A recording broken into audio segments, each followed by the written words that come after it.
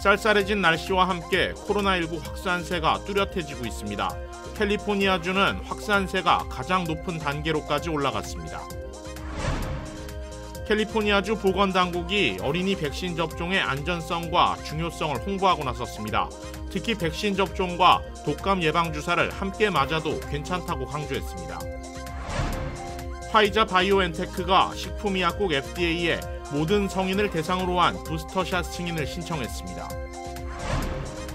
민주당 소속 연방 하원 중진 의원들이 조 바이든 대통령에게 한국전쟁 종전선언을 촉구하고 나섰습니다. 재외동포재단 김성곤 이사장이 3박 4일간의 일정으로 LA를 방문했습니다. 여러분 안녕하십니까? KBS 아메리칸 뉴스입니다. 최근 쌀쌀해진 날씨와 함께 코로나19 확산세가 뚜렷해지고 있습니다. 특히 캘리포니아주의 경우 코로나19 확산세가 최근 가장 높은 단계로까지 올라갔습니다. 김경일 기자입니다. 캘리포니아주는 연방질병통제예방센터 CDC 코로나 통계 기준 4단계에서 가장 높은 단계로 올라갔습니다. CDC는 코로나 확산이 낮은 파란색을 시작으로 노란색, 오렌지색, 빨간색 등 4단계로 분류됩니다. 캘리포니아주는 한 달 전만 해도 노란색을 유지하며 코로나 확산을 저지하는 대표적인 주로 꼽혔지만 한 달 사이 상황이 완전히 달라져 CDC 기준 최악인 빨간색으로 올라갔습니다. CDC는 캘리포니아주의 경우 겨울철 날씨가 쌀쌀해지면서 실내의 사람들이 점점 더 늘고 각종 연말 모임 등 행사들이 늘어나고 있어 전염력이 강한 델타 변이가 재확산세를 보이고 있다고 분석했습니다. 캘리포니아주는 코로나19 백신 접종과 마스크 착용 등 강력한 방역 수칙으로 코로나19 감소세를 보여왔습니다. 그러나 방역 수칙을 완화하면서 재확산이 나타나고 있습니다. 일부 전문가들은 전체적으로 코로나19 감소세가 끝났다며 이제 코로나19 팬데믹 이후 5번째 확산세로 들어간 것 아니냐며 우려하고 있습니다. 본격적인 겨울철에 모임이 많은 연말까지 다가오면서 당분간 델타 변이 확산은 강하게 이어질 것으로 전망되고 있습니다. CDC는 캘리포니아주의 경우 앞으로 코로나19 바이러스가 계속 확산할 것으로 우려하고 있습니다. LA 카운티 보건국은 완전 접종자 가운데 돌파 감염 사례는 극소수에 불과하고 여전히 백신은 코로나19 확산을 저지할 수 있는 가장 강력한 도구라고 강조하며 주민들의 적극적인 백신 접종을 당부했습니다. KBS 뉴스 김경일입니다. 5세에서 11세 사이 어린이들에 대한 백신 접종이 시작됐지만 아직 많은 부모들이 혹시나 모를 부작용을 우려해 자녀들의 접종을 꺼리는 경우가 많은 것으로 나타나고 있습니다. 이에 캘리포니아주 보건당국이 어린이 백신 접종의 안전성과 중요성을 홍보하고 나섰습니다. 캘리포니아주 보건국의 마크 갈리 박사는 어제 화상을 통해 다민족 미디어 브리핑을 열고 주민들과 질의응답 시간을 가졌습니다.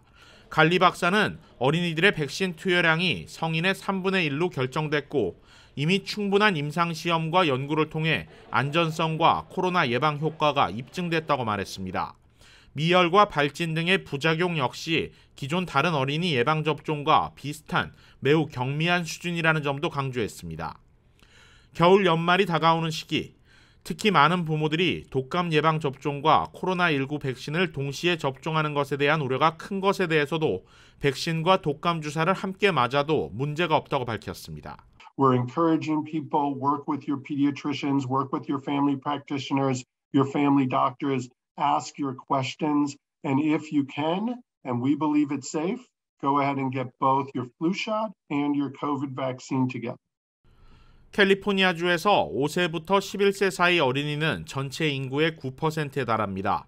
갈리 박사는 이미 자신의 12세 미만 3명의 자녀들 역시 1회차 접종을 마친 상태라고 밝히고 어린이들 역시 성인들처럼 코로나19로부터 보호받아야 할 권리가 있다는 점을 강조했습니다. 60,000 young people 5 to 11 have been hospitalized in our nation, and we've lost more kids to COVID than we do to other vaccine-preventable diseases in our nation. 갈리 박사는 어린이 백신 접종이 승인된 직후 캘리포니아에서만 180만 회분의 백신이 확보된 상태라고 밝혔습니다. 이미 캘리포니아 전역 4천여 개의 접종소에서 어린이 백신 접종을 진행하고 있는 만큼 부모들의 빠른 결정을 당부했습니다. 화이자 바이오엔테크가 식품의약국 FDA에 모든 성인을 대상으로 한 부스터샷 승인을 신청했습니다. 화이자는 현재 65세 이상과 18세 이상 고위험군을 대상으로만 하는 현재의 부스터샷 대상 확대를 위해 만여 명에 달하는 부스터샷 접종자와 위약 접종자들의 임상시험 결과를 FDA에 함께 제출했습니다. 엘버트 불러 화이자 CEO는 연구 결과에서 부스터샷을 접종한 사람들의 코로나 바이러스 예방 효과가 95%까지 회복된다고 밝혔습니다. 또 부작용 사례도 앞서 1, 2차 접종 당시와 비슷한 수준이라고 덧붙였습니다. 또 백신 부스터샷의 효과는 1년 정도는 유지되며 앞으로 매년 한 차례 코로나19 백신 접종을 받게 될 것이라고 전망했습니다. 미국 언론들은 FDA가 오는 25일 추수감사절 전까지 화이자의 이번 신청을 허가할 것으로 보인다고 전망했습니다. 바이든 행정부는 당초 모든 성인들을 대상으로 부스터샷 접종을 계획했지만 FDA의 외부 자문기구의 반대 입장에 한 발 물러선 바 있습니다. FDA의 외부 자문기구는 앞서 지난 9월 부스터샷 승인 여부를 권고하면서 모든 성인을 대상으로 한 접종에는 반대한다고 밝힌 바 있습니다. 민주당 소속 연방 하원 중진 의원들이 조 바이든 대통령에게 한국 전쟁 종전 선언을 촉구하고 나섰습니다. 한인 유권자 단체인 미주민주 참여 포럼에 따르면 민주당 소속 연방 하원 의원 23명은 신속한 한국 전쟁 종전 선언과 함께 북한과의 대화 재개 필요성을 주장하는 내용의 서한을 최근 바이든 대통령에게 전달했습니다. 편지는 토니 블링컨 국무장관에게도 발송됐습니다. 의원들은 서한에서 현재 남북 긴장 해소를 위해 외교적 해결책을 모색할 시기가 많이 지나버렸다고 현 국면에 대한 아쉬움을 드러냈습니다. 그러면서 지난 9월 문재인 대통령이 유엔 총회에서 제안했던 한국전쟁 종전선언을 언급하며 남북미 간의 종전선언은 북한에 양보를 하는 게 아니고 오히려 미국과 동맹국 모두의 국익을 증진시킬 평화를 향한 중요한 단계라고 강조했습니다. 의원들은 또 미국 행정부와 국무장관은 전쟁 상태의 공식적이고 최종적인 종식을 의미하는 구속력을 갖춘 남북미 간 평화협정을 목표로 적극적인 외교적 관여를 최우선시 해야 한다고 덧붙였습니다. 이번 서한에는 친한파인 브래드 셔먼 의원을 필두로 한인 연방 하원 의원인 앤디 킴, 메릴린 스트릭랜드, 한인 사회에도 잘 알려져 있는 중국계 주디 추 의원과 LA 시장 선거에 출마를 선언한 캐런 베스 의원 등 모두 23명이 서명했습니다. 재외동포재단 김성곤 이사장이 3박 4일간의 일정으로 LA를 방문했습니다. 김 이사장은 주요 한인 단체장들과 만난 자리에서 한인 사회의 영향력과 결집력의 중요성을 강조했습니다. 이유수 기자입니다. 김성곤 이사장은 한반도의 평화 통일을 위해 미주동포들의 영향력이 가장 중요하다고 밝혔습니다. 한미양국의 가교 역할을 수행할 수 있는 실질적인 주체가 될 수 있다는 말로 풀이됩니다.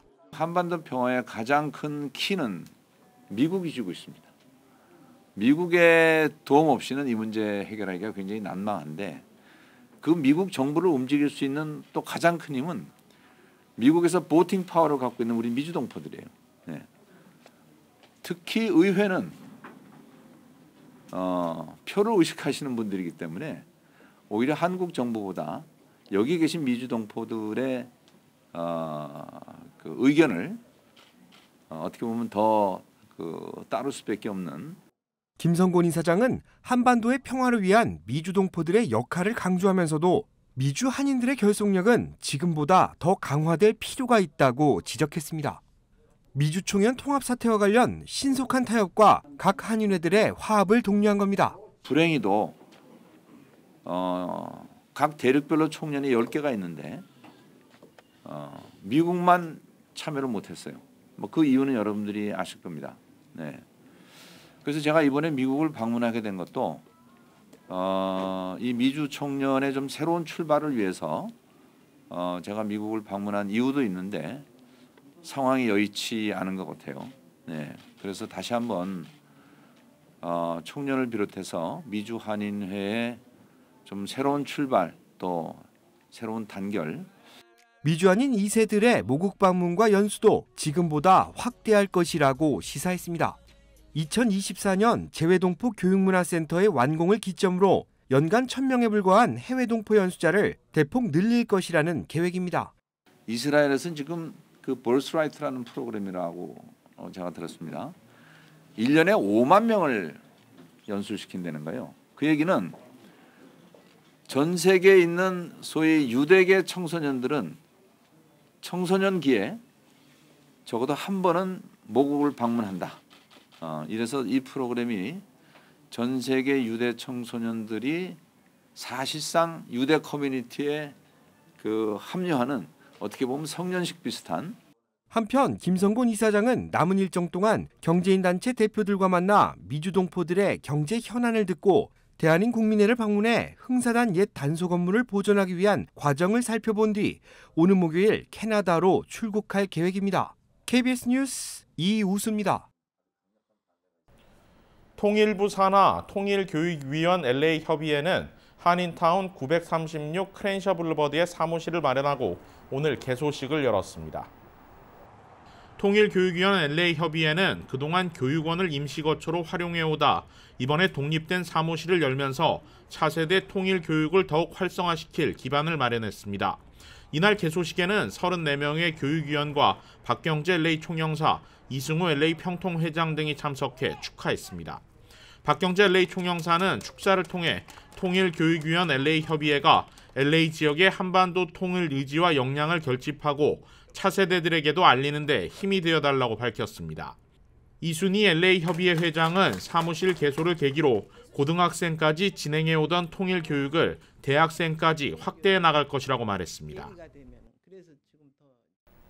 한국 우수 미술가들의 작품들을 전시하는 2021 한국현대미술 LA 아트 페스티벌이 오는 주말까지 열립니다. 한국 유명 작가 280명이 참가해 300여 점의 작품을 전시하고 있습니다. 박시몬 기자가 전시회장을 다녀왔습니다. 한국 현대미술을 한눈에 볼 수 있는 아트 페스티벌이 LA 한인타운에서 열리고 있습니다. 사단법인 한국창조미술협회의 주관으로 열린 이번 전시회는 모두 280명의 작가들이 참여해 300여 점을 전시하고 있습니다. 코로나19로 인하여 전 세계가 팬데믹으로 고생을 많이 하고 있는 상황에서 한국에서 300여 점의 작품이 미국으로 와서 미국 시민들에게 위로를 주고 한국 교민들에게 격려가 되는 그러한 전시회가 되고자 기획하고 참여하게 되었습니다. 전시회에는 서양 미술과 전통 미술을 적절히 혼합해 평소에 볼 수 있는 사물들을 배경으로 한 작품들을 볼 수 있습니다. 아름다우면서도 아기자기한 작품들은 한국의 가을 냄새를 물씬 풍깁니다. 또 나무를 재료로 한 작품들은 한국 전통의 미를 살려 고급스러움과 실용성을 동시에 갖고 있습니다. 일상에서 흔히 볼 수 있는 장면들과 자연의 아름다움을 표현한 작품들도 적지 않게 볼 수 있습니다. 화려하면서도 절제 있는 색감의 작품들은 현대인의 시각으로도 뛰어난 느낌을 가져다 줍니다. 특히 이번 전시회는 이제는 흔하게 볼 수 없는 고무신, 디지털 시대에 맞춰 없어진 종이 비행기 등 어릴 적 고향의 향수를 느끼게 해주는 작품들로 다양합니다. 한국 우수 미술 작가들의 수준 높은 작품들을 전시하는 2021 한국현대미술 LA 아트 페스티벌은 어제 시작해 오는 금요일까지 파크뷰 갤러리에서 열립니다. 이번 전시회는 팬데믹으로 인해 침체된 한인 사회에 조그마한 활력소가 될 것으로 보입니다. KBS 뉴스 박시몬입니다. 뉴욕시 전역에서 노숙을 경험한 홈리스 학생이 6년 연속으로 10만 명 선을 넘어섰습니다. 전체 학생 10명 중 1명꼴인 셈입니다. 제휴사 뉴욕 KBTV가 보도합니다. 아동시민단체 AFC의 최근 보고서에서 뉴욕시 공립교에 재학 중인 학생 중 홈리스 학생은 총 10만 1천여 명으로 나타났습니다. 10년 사이 42% 증가한 수치입니다. 하지만 놀랍게도 전년도 대비 9%가량 감소한 것입니다. AFC는 집계된 수보다 실제 홈리스 학생 수가 더 많을 수 있다고 덧붙이며 작년도 대비 감소하는 추세를 보이지만 여전히 심각한 수준이라고 말했습니다. 특히 사우스브롱스에서는 구학군의 5명 중 1명꼴로 무려 20%에 달하는 학생들이 노숙을 경험한 반면 스탠트 아일랜드에서는 약 4%만이 노숙을 경험한 것으로 밝혀졌습니다. 같은 뉴욕시에서도 지역별로 편차가 큰 것입니다. 또 홈리스 학생 중 94%는 히스패닉과 흑인인 것으로 나타났습니다. 10만 명 이상의 홈리스 학생 중 다른 사람의 집에서 일시적으로 머무는 경우가 6만 5천여 명, 노숙자 쉘터에 거주하는 경우는 2만 8천 명, 공원과 자동차 등에서 기거하는 경우는 3,860명으로 추산되고 있습니다. 주거 문제는 학업에도 큰 영향을 미치고 있습니다. 코로나19 사태로 인해 온라인 수업이 전면적으로 진행되면서 쉘터에 머무는 학생들은 인터넷이 연결되지 않아 수업에 출석하지 못하는 경우가 빈번했습니다. 시정부에서 지원하는 태블릿 PC를 받았더라도 정작 인터넷 연결이 안 돼 수업 참여에 어려움을 겪었습니다. 2019년 분석 자료에 따르면 집이 없는 학생들의 29%만이 3에서 8등급의 읽기 시험을 통과하며 안정적인 주거지가 있는 학생들보다 20% 낮은 수치를 기록했습니다. 또 2021년 상반기 분석 자료에 따르면 보호소에 사는 학생들은 안정적인 주거지에 사는 학생들보다 출석률이 약 14% 낮은 것으로 밝혀졌습니다. 이와 관련 노숙자 보호 시민단체들은 쉘터 내 인터넷 설치 방안을 제시함과 동시에 학생들의 통학을 돕기 위해 쉘터를 학교 인근에 배치할 것을 시정부에 요구했습니다. KBTV 뉴스 김경선입니다. KBS 아메리칸 뉴스는 시청자 여러분들의 제보를 받습니다. 뉴스 마칩니다. 고맙습니다.